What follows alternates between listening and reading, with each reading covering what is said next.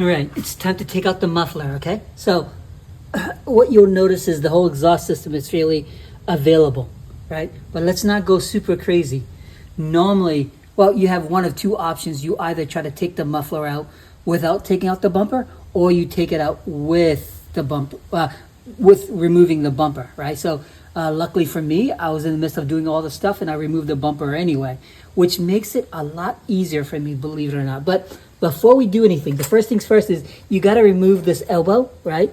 So this is a size 13, I believe, on both sides, okay? You got to do this for this side, and you got to do it for the other side. And the reason being is because if they're all intact, it's going to be a pain in the butt to try to remove, all right? So first things first, let's do that, and then I'll show you what are the next items that you have to take a look at, okay?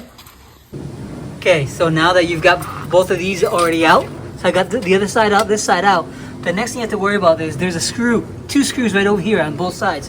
They look like this, all right? I believe this too is a size, either a size 12 or a size 13, okay?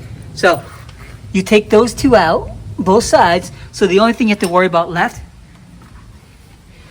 you could do one of two ways. You can take these out, right? Or you could take it out you can take these two out. Ideally, these four are the easiest because as soon as you let go of this, right, this thing is going to drop. That's the reasons why I've got the transmission jack sitting underneath. That way, because it's a little bit heavy for you to try to do that and hold on to this. So I just let this hang on to itself. I unscrew these. These might be a bit harder because as you can see, they're kind of rusted through. But let me see what I can do, okay? As soon as I get these two and then these two, this should be able to just be moved right out of the way. You still have this to worry about, right? But at least it's much easier, all right? So let's do. So as I feared, these bolts are like all stripped out, rusted in, so I can't even move them, all right?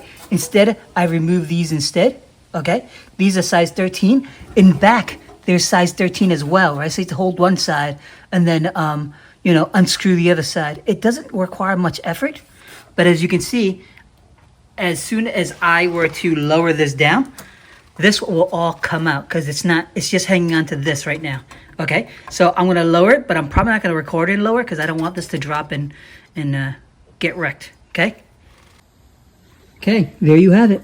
That's what I took it out of, okay? And this is what it looks like removed.